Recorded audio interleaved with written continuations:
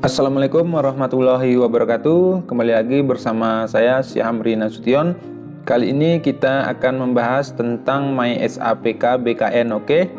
Nah, sebelumnya saya banyak menjelaskan tentang MySAPK BKN yang mana sudah banyak saya bahas. Nah, sementara ini saya belum membahas bagaimana cara mereset atau mengaktifasi akun MySAPK, yang mana jika tidak diaktifasi atau direset akun MySAPK-nya, maka yang bersangkutan tidak akan bisa login ke MySAPK BKN dan tidak dapat melakukan pemutakhiran data mandiri. Oke.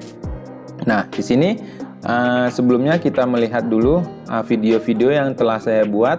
Oke, ini ada video-videonya ya. Lebih enak kita melihatnya di playlist ya.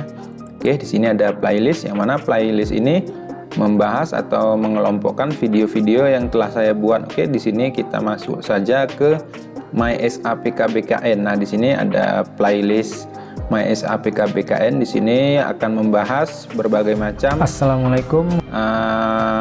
berbagai macam permasalahan atau tutorial tentang MySAPK BKN. Oke, di sini ada bagaimana cara merubah data di MySAPK BKN, ada bagaimana mengisi riwayat ubah. Oke, di situ saja sampai situ. Sekarang kita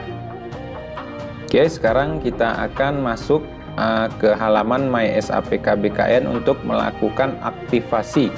Nah, bagaimana cara melakukan aktivasi? Oke, di sini kita coba langsung masukkan NIP ya. Nah, saat memasuki NIP maka kita disuruh memasukkan password ya. Misalnya kita masukkan password. Nah, jika muncul notifikasi seperti ini, operasi gagal, data not found in out BKN, username dan password tidak sesuai. Nah, maka untuk pertama kali teman-teman untuk login ke MySAPK, aktivasinya yaitu username-nya menggunakan NIP dan passwordnya menggunakan NIK ya. Oke, menggunakan kartu KTP. Oke, langsung saja ini untuk passwordnya kita masukkan NIK-nya ya. Oke, langsung setelah kita masukkan NIK-nya maka kita langsung login. Nah, setelah login maka kita akan masuk ke dashboard ya. Di sini ada dashboardnya. Ini ada dashboard MySAPK BKN-nya. Oke, nah begitulah cara untuk mengaktifasi pertama kali bagi ASN yang belum pernah login. Karena kalau kita langsung memasuki password yang kita telah buat, maka itu tidak akan bisa masuk. Kita harus mengaktifasinya terlebih dahulu dengan cara melakukan login dengan cara username-nya itu menggunakan NIP dan passwordnya menggunakan NIK. Nah, bagaimana jika saat kita login kita lupa password?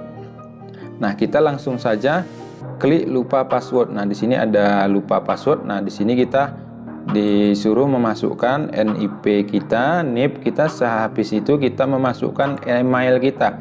Oke, di sini sudah ada email saya. Nah, sekarang kalau ada masalah, saya lupa emailnya apa ya? Waduh, bagaimana ini? Kok email saya bisa lupa? Nah, misalnya kita lupa akan email kita menggunakan email yang mana dulu? Oke, kita masukkan aja sembarangan di sini. Misalnya kita klik emailnya itu kata-kata sembarang. Nah, di sini langsung kita klik lanjutkan. Tetapi ini tetap kita masukkan NIP kita yang seharusnya, yang sebenarnya. Oke, langsung kita lanjutkan. Nah, setelah kita klik lanjutkan, oh maaf, nah gini kita masukkan email sembarang ya, tetapi harus formatnya itu menggunakan format email ya, seperti ini 2344gmail.com ya. Oke, formatnya harus seperti ini tapi acak. Oke, kita klik lanjutkan.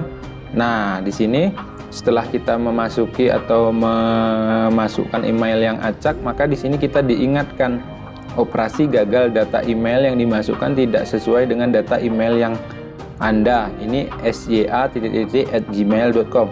Nah, disinilah kita diingatkan apa email yang dulu pernah kita daftar. Oke, langsung saja kita klik oke. Nah, berarti huruf depannya itu seperti yang dicontohkan tadi. Nah, berarti yang ini email kita. Nah, setelah itu kita masuk lanjutkan. Oke.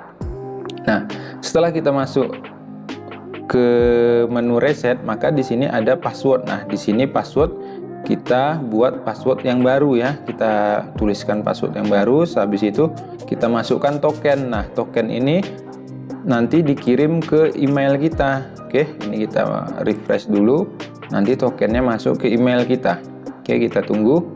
Nah, di sini belum ada masuk, masih di sini masih loading ya. Kita tunggu terlebih dahulu.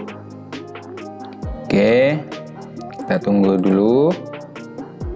Nah, nanti setelah email tokennya masuk, maka kita langsung saja klik di token ini, kita masukkan tokennya yang dari email tadi. Nah, setelah itu langsung kita reset password. Nah, setelah itu maka password kita itu berhasil direset dan kita akan kembali ke menu login yang pertama kali. Nah, seperti itu teman-teman. Karena ini malam ini saya melakukan percobaan reset passwordnya itu tidak berhasil atau nomor tokennya itu tidak muncul, maka saya akhiri saja. Mungkin itu saja untuk tutorial bagaimana cara aktivasi pertama kali untuk login MySAPK dan bagaimana cara ketika kita lupa email apa yang kita isikan saat kita mendaftar MySAPK dahulu kala. Oke, sekian dari saya. Jangan lupa komen, like, and subscribe jika video ini bermanfaat bagi yang lainnya, dapat di-share ke teman-temannya agar ilmu ini bermanfaat untuk yang lainnya. Assalamualaikum warahmatullahi wabarakatuh.